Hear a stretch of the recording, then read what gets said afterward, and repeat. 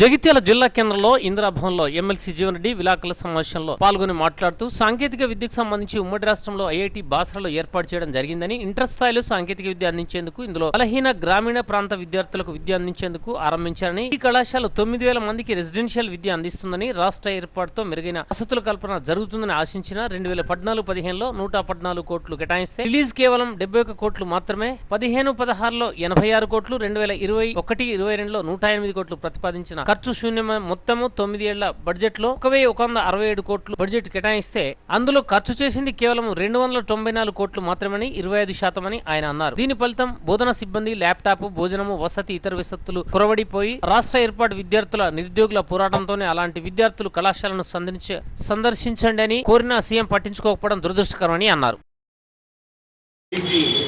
బాసర సరస్వతి అమ్మవారి క్షేత్రంలో ఏర్పాటు చేయాలని సంకల్పించినప్పటికీ ఇలా ఫ్యాకల్టీ బోధనా సిబ్బంది సౌకర్యార్థం దీన్ని సంగారెడ్డిలో ఏర్పాటు చేయడం జరిగింది. ఎప్పుడైతే ఐఐటి సంగారెడ్డిలో ఏర్పాటు చేయడం జరిగిందో ఈ బాసర అమ్మవారి దివ్యక్షేత్రంలో కూడా ఒక నూతన ఒరవడిని సృష్టించే విధంగా ఏ సాంకేతిక విద్య యొక్క ప్రాధాన్యతను తెలియజెప్పబడే విధంగా ఇంటర్ స్థాయి నుండే అంటే సాధారణంగా సాంకేతిక విద్య మనకు అంతవరకు ఏదైతుందో ఇప్పటికి కూడా ఇతర కళాశాలలో అందరూ కూడా ఇంటర్ తదుపరి మాత్రమే సాంకేతిక విద్య మనకు ప్రక్రియ చేపట్టబడదు. కానీ అన్నాడు వైఎస్ రాజశేఖర రెడ్డి గారు ఏదైతుందో ముఖ్యమంత్రిగా 10th తదుపరి ఇంటర్ స్థాయిలోనే ఈ సాంకేతిక డిగ్రీ విద్యకు సంబంధించి కళాశాల ఏర్పాటు చేయబడే విధంగా అందులో ఏదైతుందో ఈ గ్రామీణ ప్రాంత ప్రభుత్వ పాఠశాలల్లో విద్యా బోధన పొందుతున్నటువంటి విద్యార్థులకు ప్రాధాన్యత కల్పింపబడేది. మీకు ప్రైవేట్ పాఠశాలల్లో కానీ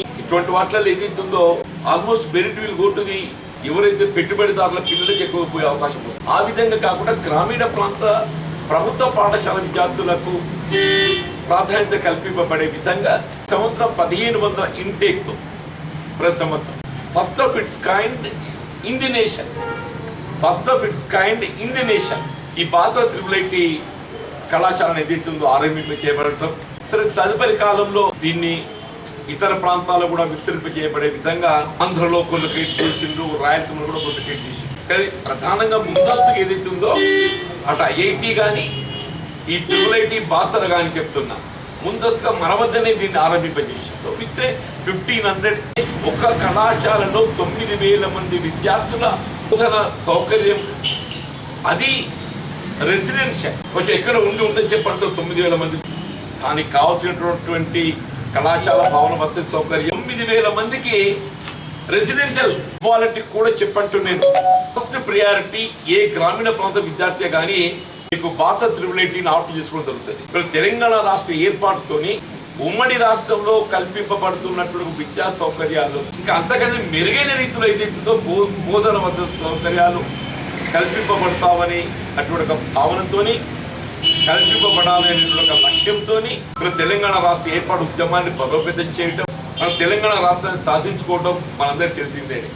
ఇక్కడ దురదృష్టం ఏంటంటే తెలంగాణ రాష్ట్రం ఏర్పడ్డ ఈ 8 సంవత్సరాల కాలంలో చెప్పంటున్నాను బాసర త్రిపుల్ కళాశాలను అంటే ఏ విధంగా నీరు కాస్తున్నదని చెప్పారంటే 2014-15లో మనకు 119 కోట్లు బడ్జెట్ కేటాయింపు చేస్తే 119 కోట్లు రిలీజ్ చేయబడ్డాయి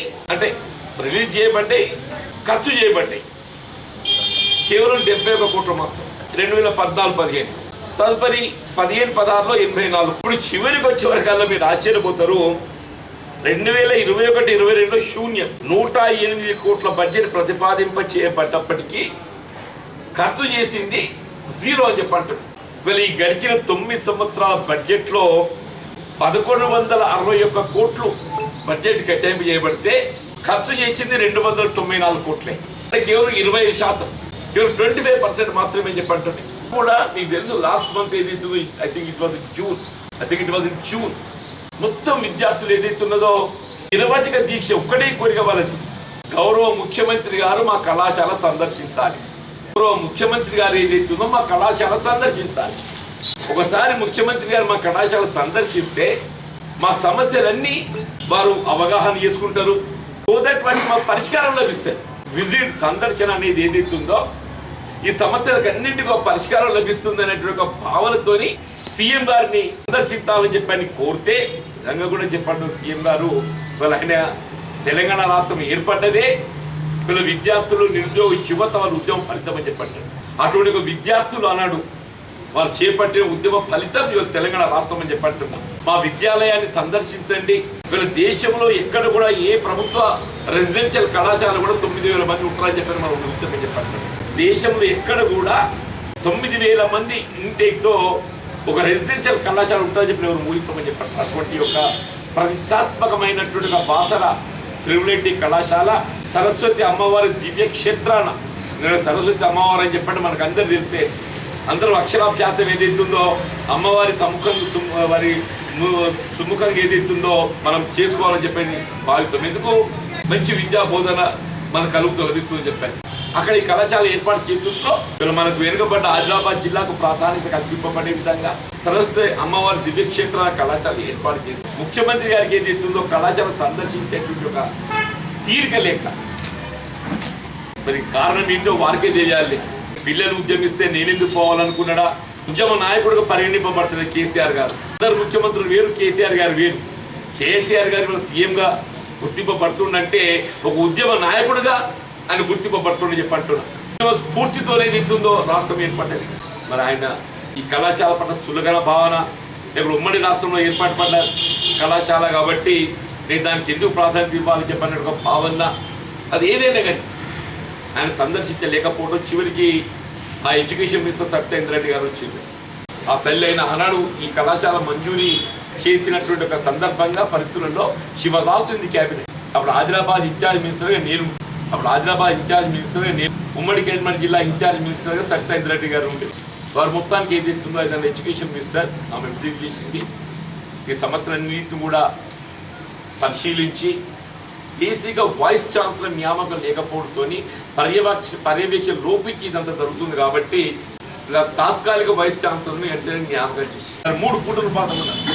3 పూటలు ఆ తండ్రి పిల్లలు విద్యార్థులు టీనేజ్లో ఏదైతుందో ఆడపిల్లలు ఏదైతుందో 3 పూటలు ఉపాసం ఉన్నారంటే దాన్ని బట్టి ఆ తీవ్రత ఏ స్థాయి ఉందో దయచేసి ఊహించండి చెప్పండి. ఏమంటారు సీఎం గారు మీరు ప్రతిష్టమ పోల్సిన అవసరం లేదు. ఇక్కడ మొత్తం రాష్ట్రం అంతా వరదల్లో కొట్టుకుపోయి లక్షలాది ఎకరాల పంట నష్టమై వేలాది ఎకరాలు ఏదైతుందో భూమికి కోత గురి కావడమే కానీ ఇసుక మెట్టలు వేయడమే కానీ వీళ్ళ వేలాది ఇండ్లన్నీ నీలమట్టమైపోతే మనకి కావలసిన సహాయం కల్పించడానికి ముఖ్యమంత్రి గారు ఢిల్లీ పర్యటనలో ఉన్నారని చెప్పారంటే ప్రధానమంత్రి గారికి కలిసి ఏదైతుందో రాష్ట్రంలో ఈ వరదలతో అతలాకుతలమైనటువంటి ఒక రాష్ట్రాన్ని ప్రజానీకాన్ని రైతాంగాన్ని ఆదుకోవడానికి కొరకు సహాయాన్ని ఏదైతుందో కోరుతుందని చెప్పి అనుకున్నాను. కనీసం హోంమంత్రినైనా కలిసి ఏదైతుందో ఇది హక్కు, ఇది మీరు బీజేపీతో విభేదించవచ్చు కాక అంత మాత్రాన మన హక్కుల గురించి ఏదైతుందో మనం పోరాటం చేయకుండా వదులుకోవడం అనేది సరైనది కాదు కదా.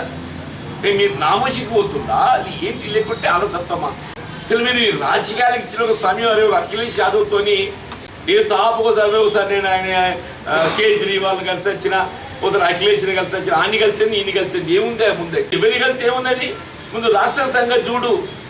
మీరు ముఖ్యమంత్రి ఉన్నారు కాబట్టి ఏదైతే మొత్తం రాష్ట్రం సంగతి చూడండి. రాష్ట్రంలో ఏదైతుందో గోదావరి తీర ప్రాంతం అంతా అతలాకుతలమవుతుంటే మీరు ఏమాత్రం కూడా పట్టించుకోకుండా మీ రాజకీయ కార్యకలాపాలకు అప్పుల వేటలో ఏదైతుందో మీరు సమయాన్ని గడిపితే ప్రజలు హర్షించరని చెప్పండి. మరి ఇప్పటికైనా ఇలా మొత్తం తెలంగాణ రాష్ట్ర విద్యా వ్యవస్థకు ఇవాళ మూలం ఇలా ప్రతిష్టాత్మకమైంది యావత్ భారతదేశంలో ఏదైతుందో ఈ Rajiv Gandhi university of knowledge and technology సమస్యల పరిష్కారానికి ఇవాళ ముఖ్యమంత్రి గారు దయచేసి మీరు విజిట్ చేయండి, దేశజాలకు పోకండి. ముఖ్యమంత్రి అంటే రాష్ట్రానికి కన్న తండ్రి అంటాడే. నేను గతంలో కూడా పేర్కొన్నా ముఖ్యమంత్రి గారు అంటే రాష్ట్రానికి కన్న తండ్రి లాంటోడని చెప్పంటున్నాను. ఇలా భాషలో విద్యాబోధన సదుపాయం పొందుతున్నటువంటి వాళ్ళు మీ పిల్లలు లాంటోళ్ళని చెప్పంటున్నారు. మీ మనమల వాయిస్ అని చెప్పంటున్నా. మీ మనమలు మనవరాళ్ళు వాళ్ళకి ఏదైతే విద్య ప్రోత్సహించడానికి మంచి మెరుగైనటువంటి ఒక పాఠశాల కళాశాలలో చేర్చాలని చెప్పి నేను ఎంత తాపత్రయపడుతుందో మీకున్నటువంటి ఆర్థిక స్తోమతతోని ఏ ఆర్థిక స్తోమత లేని దళితులు బలహీన వర్గాల పిల్లలు బోధన సౌకర్యం పొందుతున్నటువంటి ఒక ఈ బాసర త్రిపుల్ కళాశాలలో కొరబడుతున్నటువంటి ఒక సదుపాయాలు సౌకర్యాలు ఫ్యాకల్టీ కానీ ల్యాప్టాప్సే కానీ భోజన వసతి సదుపాయమే కానీ కళాశాల మౌలిక సదుపాయాల కల్పనకు సంబంధించి కానీ దయచేసి ప్లీజ్ మేక్ ఎ విజిట్. మీద మాకు ఇంకా విశ్వాసం ఉంది. పిల్లలు కూడా పేర్కొంటున్నారు ముఖ్యమంత్రి గారి పట్ల మాకు విశ్వాసం ఉన్నది. ఒకసారి ముఖ్యమంత్రి గారు ఏదైతుందో బాసర మా కళాశాల విజిట్ చేస్తే తప్ప మా సమస్యల పరిశీలించబోతున్నటువంటి ఒక విశ్వాసం మాకు ఉందని చెప్పండి. విద్యార్థుల్లో విశ్వాసం నింపడానికి అయినా కానీ ఏదైతుందో మీరు సందర్శించండి.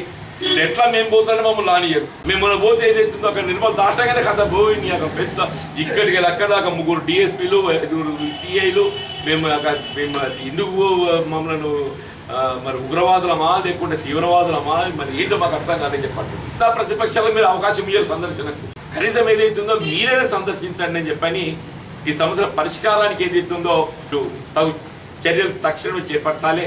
దానికి కావాల్సిన నిధులు సమకూర్చండి అని చెప్పని